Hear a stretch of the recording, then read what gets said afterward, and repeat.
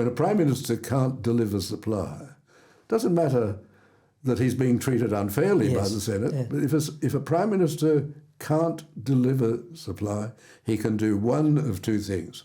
He can advise a general election, or he can resign and advise the Governor-General to call someone else to form a government. Those are his only two choices. Do you think that Mr. Whitlam understood that?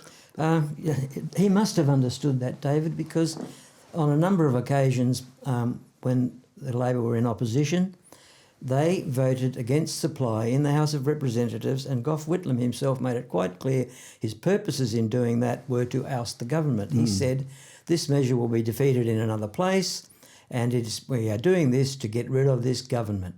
And it was about 150 times, wasn't it? A lot of times, yes. Extraordinary number of times.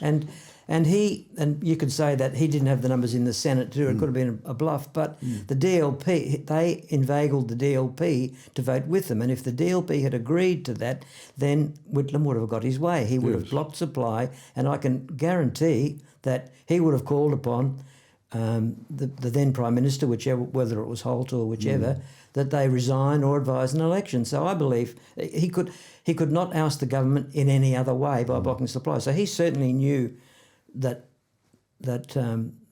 should happen. That's what should happen. I think you're absolutely right, and I think a corollary of that is that he knew, he was exasperated that it had happened again. It just happened 18 months before. I can understand that. Yes, I can understand it too. But he also knew that from the performance of his government, the polling was so poor that he would lose if he advised a general election.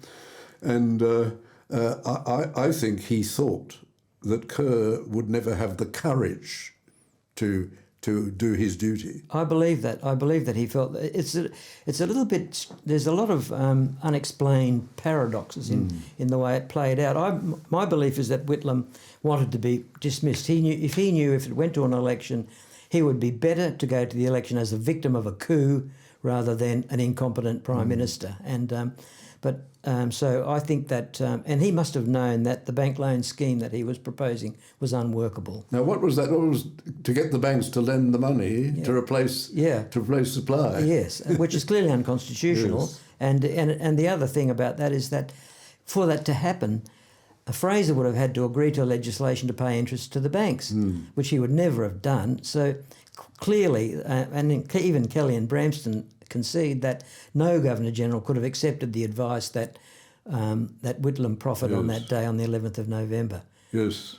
Well, Graham Richardson once said, well after the dismissal, that we should be thanking Sir John Kerr, because what he did was he saved a number of seats, because there was a reaction against the dismissal that saved. Had Whitlam gone to the normal general election, they would have been reduced incredibly. Sure.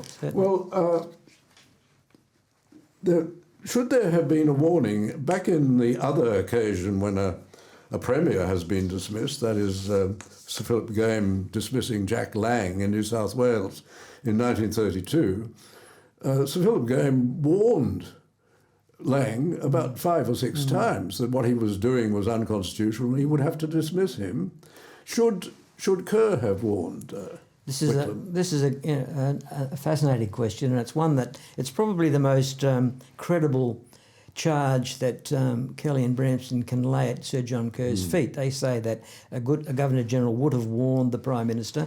There are two things about that. The first is that Kerr feared that Whitlam would petition the Queen for his recall should he get any inkling that Sir John Kerr would in fact do his duty. And it wasn't only because he was frightened of being withdrawn. He didn't want to put the Queen into a political position. Absolutely, and that's critical. That in fact, I believe that was the major consideration that drove him. I think so too. And so that was the first thing. So he had to be careful. And the other thing to remember, of course, is that these events took place in 3 weeks. The supply was blocked on the 14th of October, and things came to a head on the 11th of November. So it was a very frenetic pace that events were taking. At the same time, the Governor-General had called for advice from the Prime Minister regarding an opinion by the Shadow Attorney General Bob Ellicott QC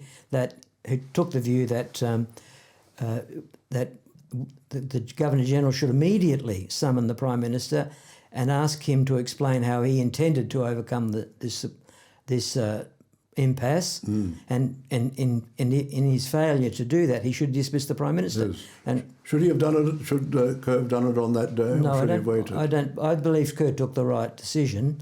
Yes. But I think that it was the last day you could hold an election, according to the Electoral Commission. Oh, yes, that goes back. But to also the timing. Whitlam came with advice he couldn't accept. Exactly. But if you go back to the warning, so you could argue that when Sir John Kerr asked the Prime Minister for an opinion on the Ellicott opinion, that was an implicit warning that he was taking seriously the possibility that he might be dismissed. Yes. And also, if I can just hammer that one, Whitlam adverted on a number of occasions to the possibility of being dismissed. On the 16th of October at the dinner at Government House, he said, famous quote, "It could be a race to see who gets to the palace first." Yes.